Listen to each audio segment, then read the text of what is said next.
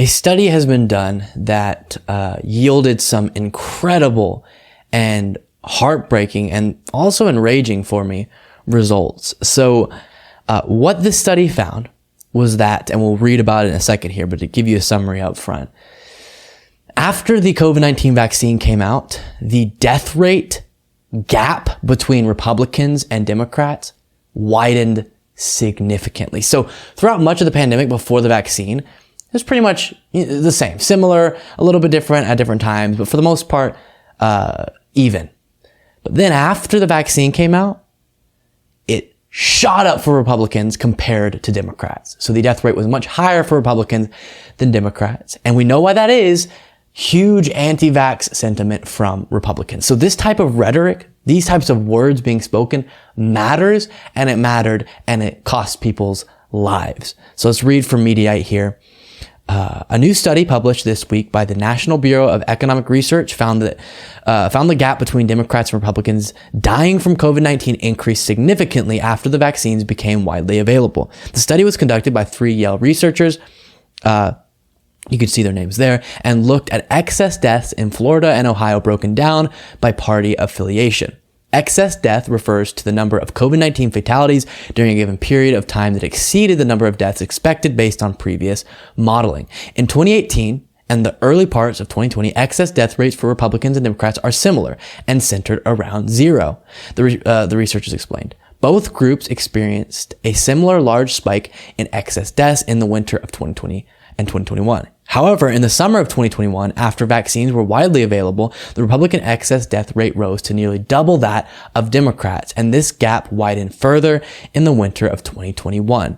So we'll continue, but you can see there, excess deaths, again, like it noted, being above what previous modeling had predicted, was around 0 before the vaccine. So around what was being expected for and predicted. And then for Republicans, it shot way above what was being expected, as well as way above Democrats, which is, again, like I said at the top, heartbreaking and enraging. Take a look at this graph. You can see there when the vaccine comes into play, the gap widens significantly. Overall, the excess death rate for Republicans was 5.4 percentage points, or 76% higher than the excess death rate for Republicans. 76% higher than the excess death rate for Democrats. Wow. That needs to be discussed so much more. Republican politicians, right-wing political commentators, and all these people spreading mis and disinformation about COVID-19 and the vaccine, they need to do some introspection, because undeniably that rhetoric, as shown in the data there, cost people's lives. 76% higher for Republicans than Democrats. And that means if in a better world, Democrats too would have a lower death rate, and thus you could bring down both of them. But even if you just got Republicans down to the Democrats' death rate after the vaccine came out, we would have saved thousands of lives. Does anyone on the right care about that?